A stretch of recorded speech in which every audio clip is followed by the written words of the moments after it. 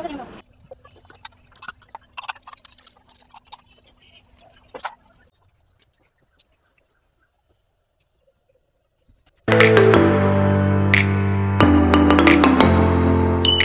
এই গরমে তোমরা সবাই কেমন আছো বলো? আমি তো একদম ভালো নেই। এই গরমে যাচ্ছে তাই অবস্থাটা 43 ডিগ্রি, মানে বুঝতে পারছো, এরপর সব পুড়ে ছারখার হয়ে যাবে।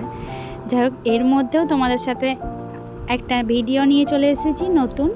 তো চলো তোমাদের সাথে কিছু শেয়ার করি। প্রথমেই বলি, আমাকে সবাই বলে আমার নাকি মেনিয়া আছে, মানে আমি মানসিক রোগগ্রস্ত। যাই হোক, কেউ কেউ বলে, সবাই না।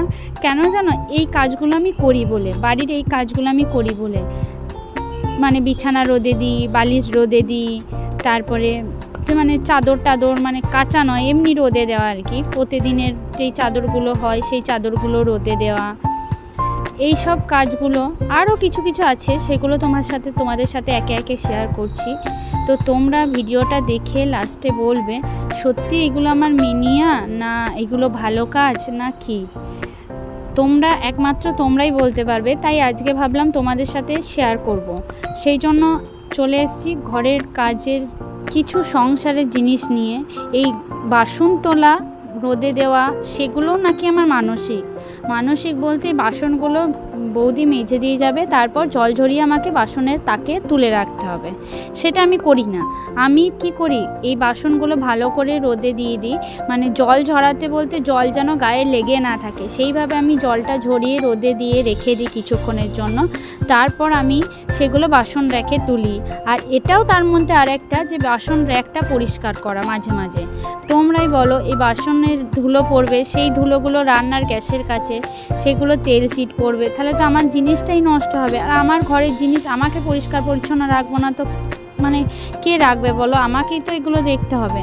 তো দেখো, তারপরে জল থাকা অবস্থায় যদি আমি বাসনগুলো এই র্যাকে তুলে রাখি, তাহলে র্যাকটাও নষ্ট, আবার সাদা সাদা বাসনগুলো সেই মানে জলের ফোঁটাগুলো থেকে যেগুলো দাগ হয়ে যায়, সেগুলোও দাগ হয়ে যাবে। তাহলে তার থেকে আমাকে এগুলোই করে রাখতে হবে। এগুলো করলেও নাকি আমার মানসিক।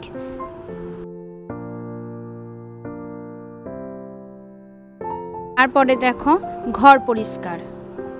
হ্যাঁ, সবাই হয়তো মাসে একবার করে বা যখন হোক যা হোক করে, কিন্তু আমি হয়তো সপ্তাহে করি বলতে ঝুল সেইভাবে থাকে না, কিন্তু যেগুলোই মাকড়সা আমার খুব বিরক্ত লাগে। একটু ঘরের কোণে ঝুল থাকলে সত্যিই বিরক্ত লাগে।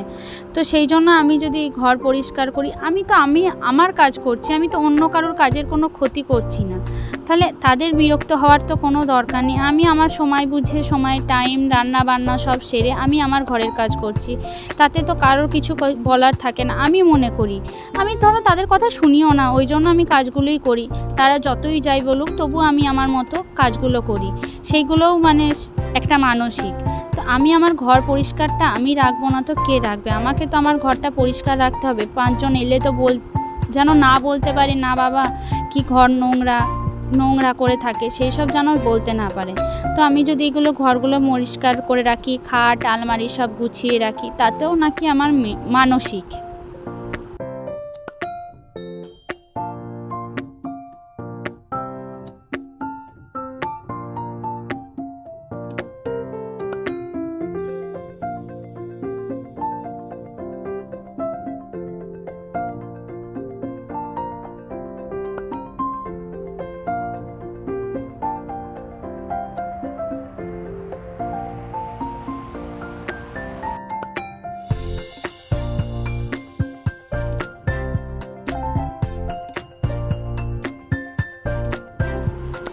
তারপরে দেখো, আমার বৌদি সকালবেলায় মানে কাজ করে দিয়ে যায়, ঝাঁট দিয়ে ঘর মুছে দিয়ে যায়।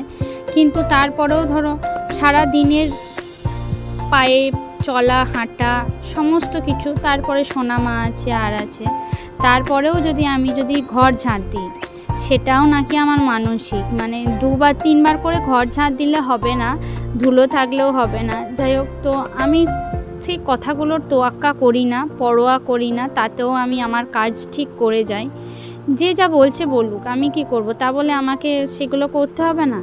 বিছানার চাদর পাল্টানো, বালিশের ওয়ার পাল্টানো। আর এই যা গরম পড়েছে, এই গরমে তোমরাই বলো বালিশ টালিশ সব ঘেমে যাচ্ছে আর যাচ্ছে। সেগুলো যদি একবার করে না রোদে দিই, জিনিসগুলোও নষ্ট, টুলোগুলো সেগুলো ঘাম জমে, ওগুলো তো আর কাচা যাবে না যে আমি তোষক বালিশ এইসব কাচবো, এইগুলো তো কোনো দিন কাচা যাবে না। ধরো ওয়ারগুলো খুলে চেঞ্জ করে কাচা যাবে, কিন্তু বালিশগুলো তো কাচা যাবে না। সেগুলো আমাকে ভালো করে রোদে না দিলে সেগুলো ভালো জিনিসগুলো আর কি ভালো থাকবে না, তাহলে সেগুলো আমাকেই দেখতে হবে।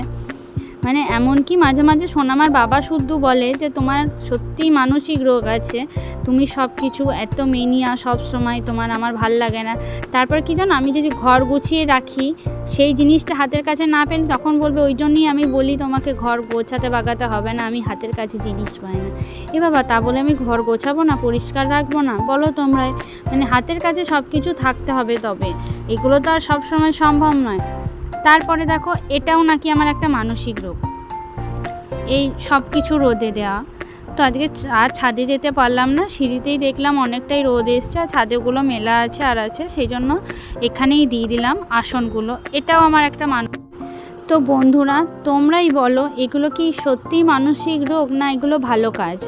তোমরা অবশ্যই আমাকে কমেন্ট করে জানাবে। আর তোমাদের ভিডিওটা কেমন লাগলো অবশ্যই জানিও। তোমরা সাথে থেকো, পাশে থেকো, তাহলে আমি আরও এগাতে পারবো। তোমাদের বারবার বলেছি, তোমাদের একটা কমেন্টই আমাকে অনেকটা উৎসাহিত করে একটা ভিডিও বানাতে। তো প্লিজ তোমরা কমেন্ট করো, আর ভালো থেকো, সুস্থ থেকো। এই গরমের ঘর থেকে যতটা পারবে কম বেরোনোর চেষ্টা করবে। তো চলো আজকের মতো এই পর্যন্ত ভিডিওটা। ভালো লাগলে অবশ্যই লাইক করো। টাটা।